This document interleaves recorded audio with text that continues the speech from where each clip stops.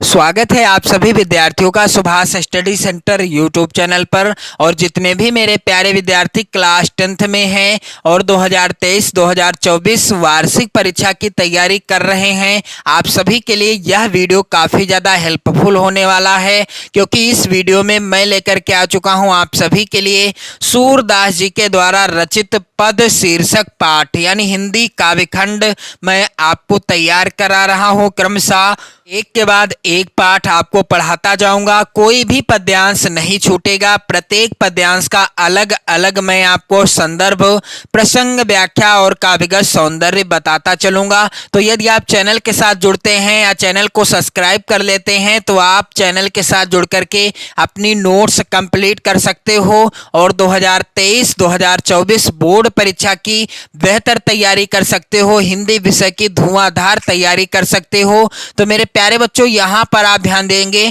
सूरदास जी के द्वारा रचित पद शीर्षक पाठ में से यहां पर सूरदास जी का जो तीसरा पद है, किलकत कान्ह घुटुरुवनि आवत मणिमय कनक नंद कै आंगन बिंब पकरिबै धावत कबहू निरखि हरि आप छाह को करि सौ पकरन चाहत किलक हसत राजत द्वैदतियां पुनि पुनि तेहि अवगाहत कनक भूमि पर कर पग छाया यह उपमा इक राजति करि करि प्रतिपद प्रतिमनि वसुधा कमल बैठ की साजति बाल दशा सुख निरख यशोदा पुनि पुनि नंद बुलावती अचरा तरले ढाक सूर के प्रभु को दूध पियावती। तो इस पद्यांश की यानी इस पद का मैं आपको संदर्भ बताऊंगा, लिखने का तरीका क्या है, और प्रसंग तथा व्याख्या और काव्यगत सौंदर्य बताऊंगा। और इसके पहले आप चैनल की प्लेलिस्ट में सूरदास जी का जो दूसरा यहाँ पर पद आप देख सकते हो,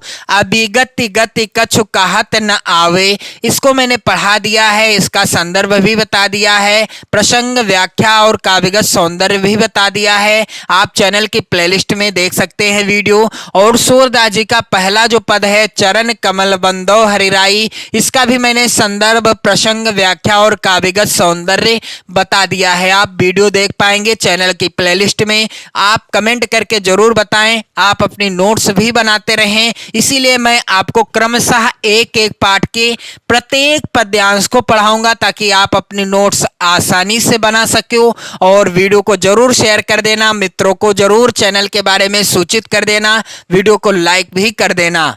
तो चलिए मेरे प्यारे बच्चों, सबसे पहले आपको संदर्भ लिखना है। कैसे लिखना है? किसी भी पद्यांश का जब आप संदर्भ लिखेंगे तो उसके शुरुआत के शब्दों को और अंतिम के शब्दों को जरूर लिख लेना। काले पेन से लिखना, जैसे कि यहाँ पर मैंने रेड पेन से लिखा है, आप काले पेन से लिख देना। जैसे कि मैंने यहाँ पर शुरुआत के शब्दों को लिख दिया किलकत कान, और अंतिम के शब्दों को लिख दिया दूध पियावती, और इसके बाद मैंने हेडिंग डाल दी संदर्भ। काले पेन से आप हेडिंग डालिएगा, लाल पेन का प्रयोग आपको नहीं करना है, ना तो अपनी नोट्स पर और ना ही बोर्ड परीक्षा की कॉपी पर। मेरे प्यारे बच्चों, प्रस्तुत पद्यांश हमारी पाठ्य पुस्तक हिंदी आपको काले पेन से लिखना होगा। संदर्भ लिखने का तरीका यहाँ पर आप देख लेते हैं। तो आप सूरदास जी का कोई भी पद हो, उसका जो है संदर्भ आप सेम आसानी से सेम ऐसा ही लिख सकते हैं, यानी ऐसा ही रहेगा। तो प्रस्तुत पद्यांश हमारी पाठ्य पुस्तक हिंदी के काव्यखंड भी आप काले पेन से लिखिएगा। में संकलित पद शीर्षक पाठ से, पाठ का नाम भी आप काले पेन से लिखिएगा। और रचयिता कौन है? सूरदास जी। तो रचयिता का नाम भी आपको काले पेन से ही लिखना है। तो मेरे प्यारे बच्चों, संदर्भ लिखने का आसान तरीका यहाँ पर आप देख सकते हो। इसके बाद बारी आती है कि आपको प्रसंग कैसे लिखना है। तो प्रसंग हेडिंग डाल देना। इसके बाद प्रसंग क्या हो जाएगा? इस पद में मात्र हृदय के वात्सल्य का बड़ा ही सजीव एवं स्वाभाविक चित्रण हुआ है। सूरदास जी ने इस पद के माध्यम से मात्र हृदय अर्थात माता के हृदय के वात्सल्य का बड़ा ही सजीव एवं स्वाभाविक वर्णन किया है, यानी चित्रण किया है। तो चलिए मैं आपको पहले इस पद्यांश की सरल व्याख्या बता दूं, फिर मैं आपको बताऊंगा व्याख्या और काव्यगत सौंदर्य कैसे लिखना है आप सभी को। सूरदास जी कहते हैं किलकत कान घुटुरुवन आवत। श्री कृष्ण अभी घुटनों के बल चलना सीखे हैं और नंद का सुवर्ण निर्मित आंगन है। आगे कहते हैं मणिमय कनक नंद के आंगन बिंब पकड़वे धावत। सूरदास जी कहते हैं कि भगवान श्री कृष्ण अभी अभी घुटनों के बल चलना सीखे हैं, किलकारी मारते हुए, किलकत यानी किलकारी मारते हुए, किलकलाते हुए वह घुटनों के बल आ रहे हैं। और नंद बाबा का सुवर्ण निर्मित आंगन है, उसमें मड़ियां जड़ी हैं। क्या हैं? मणिमय कनक नंद के आंगन, अर्थात नंद बाबा का सुवर्ण यानी सोने का आंगन है जिसमें मड़ियां जड़ी हुई हैं। बिंब पकड़वे धावत, और बाल श्री कृष्ण क्या कर रहे हैं कि उधर से किलकते या हंसते बाल कृष्ण घुटनों के बल चले आ रहे हैं और वह नंद के आंगन में अपनी परछाई को देखकर उसे पकड़ना चाहते हैं। बिंब पकड़वे धावत। कबहु निरखि हरि आप छाह को करि सौ पकरन चाहत। कभी क्या होता है कि भगवान श्री कृष्ण अपनी ही चाह को देखते हैं यानी परछाई को देखते हैं और उसे अपने हाथों से करि सौ पकरन चाहत यानी अपने हाथों से पकड़ना चाहते हैं।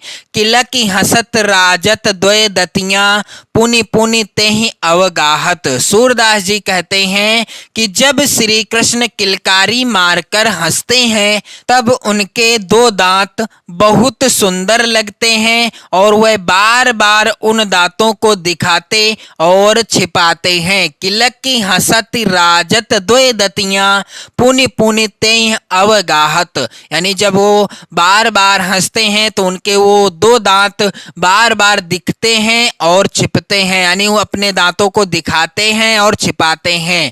कनक भूमि पर कर पग छाया यह उपमा इक राजति। सूरदास जी कहते हैं कि उस सुवर्ण भूमि में श्री कृष्ण के हाथ पैर की छाया यानी परछाई कमल के समान बहुत सुंदर दिख रही थी।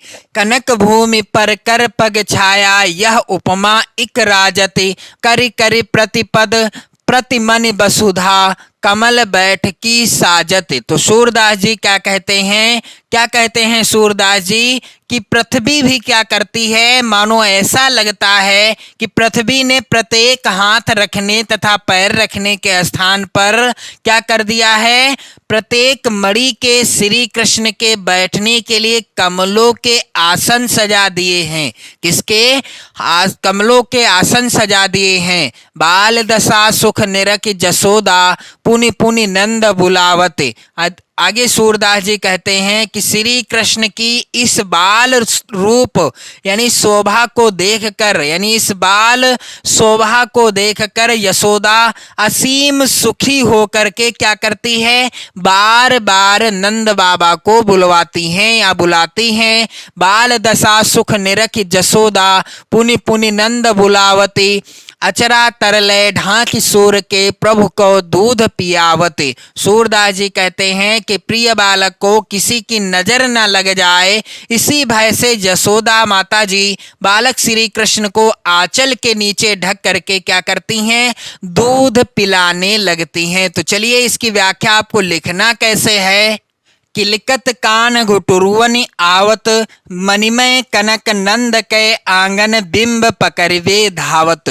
सूरदास जी कहते हैं, यहाँ पर आप ध्यान दीजिएगा, इस तरीके से आपको हेडिंग डाल देना है व्याख्या। और श्री कृष्ण यानी सूरदास जी कहते हैं कि श्री कृष्ण अभी घुटनों के बल चलना सीखे हैं और नंद का सुवर्ण निर्मित आंगन है, उसमें मड़ियां जड़ी हैं और उधर से किलकते यानी हंसते हुए बाल श्री कृष्ण घुटनों के बल चले आ रहे हैं। आगे कहते हैं सूरदास जी कि मणिमय कनक नंद के आंगन बिंब पकड़वे धावत, यानी उस सुवर्ण आंगन में यानी मणियों से जड़ित आंगन में श्री कृष्ण अपने ही प्रतिबिंब को पकड़ने के लिए दौड़ रहे हैं।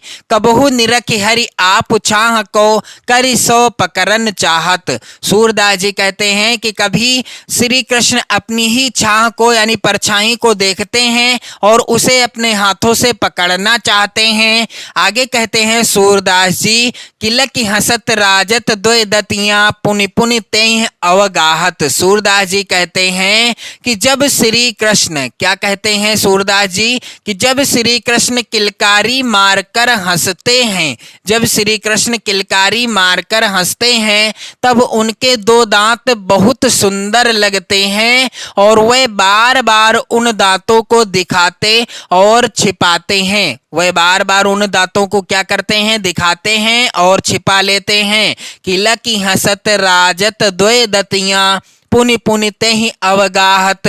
कनक भूमि पर कर पग छाया यह उपमा इक राजत। सूरदास जी कहते हैं कि उस सुवर्ण भूमि में, उस सुवर्ण भूमि में क्या हुआ, उस सुवर्ण भूमि में श्री कृष्ण के हाथ पैर की परछाई कमल के समान बहुत सुंदर दिख रही थी। कमल के समान, जिस प्रकार से कमल सुंदर दिखाई देता है, ठीक उसी प्रकार से भगवान श्री कृष्ण के हाथ पैर की परछाई उसी कमल के समान सुंदर दिख रही थी। आगे कहते हैं सूरदास जी, यहाँ पर ध्यान दीजिएगा आप सभी मेरे प्यारे बच्चों, और वीडियो को ज्यादा से ज्यादा शेयर जरूर कर देना।